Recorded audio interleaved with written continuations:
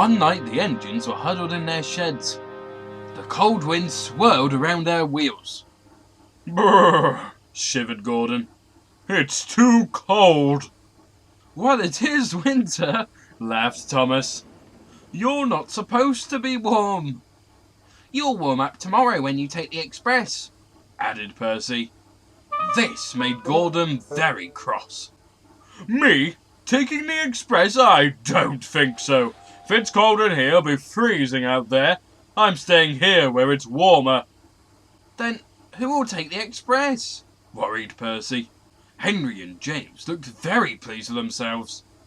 Some poor fool, grumbled Gordon.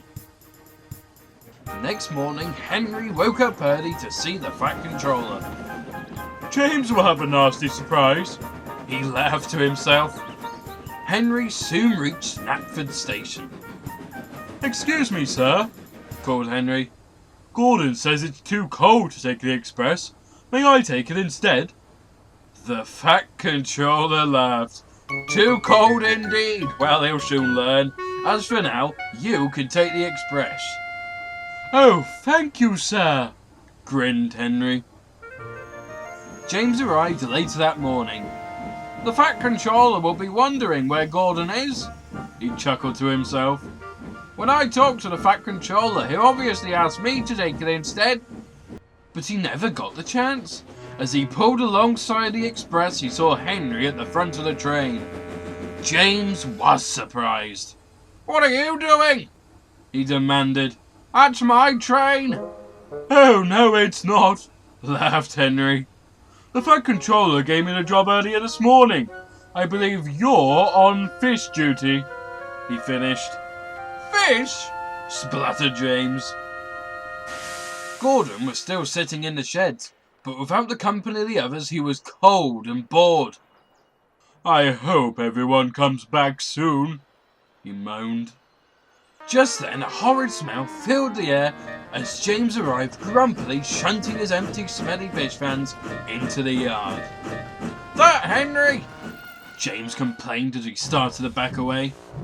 Gordon didn't like the look of this at all. You can't leave those smelly fish trucks here, he complained. Well, I'm not taking them anywhere else, James fumed. It's your own fault for staying in that shed.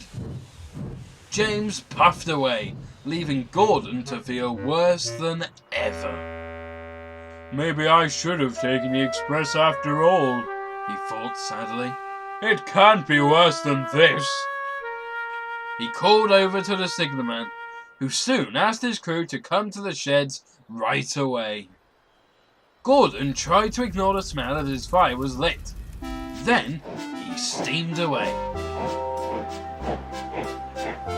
He noticed that the more he steamed through the countryside, the warmer he felt. Oh, this is better, he puffed. He soon arrived at Knapford Station. The Fat Controller chuckled. Ah, Gordon, I knew you'd come to your senses at some point, he said. Oh, yes, sir, steamed Gordon. It's much better when you're moving, although I do need a longer run. The Fat Controller smiled. Your express will be ready in no time, and then you'll be running like clockwork, he said. Soon, James arrived at the express. James was hoping that he'd be able to pull it. But when he got to the platform, he saw Gordon waiting. I thought you were sulking today, he exclaimed. Gordon grinned. It really hasn't been your day today, has it, little James? He chuckled. But he wasn't laughing for long. The icy air had made Gordon's pistons stiff. He strained, but it was no good.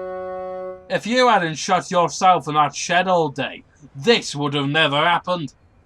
Gordon knew his driver was right and was shamefully pushed out of the way by James. Then he watched as James left with his express. That night he spoke to the other engines. You know, we engines are lucky. How? Well, firstly, we've always got work that will keep us busy. And secondly, it's work that will keep us warm when we need it most. The engines laughed as they all looked forward to their jobs the next day.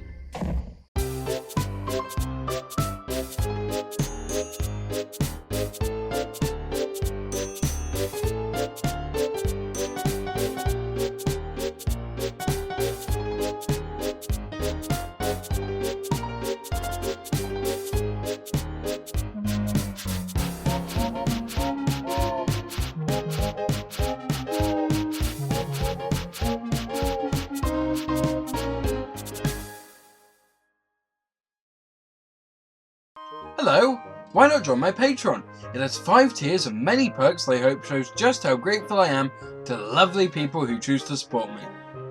A special thank you goes to Donald9 and Douglas10 and Tidmouth Depot, my £50 patrons.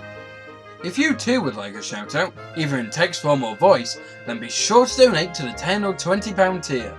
Otherwise, I'm still very thankful for any amount given. Thanks for watching and have a great day.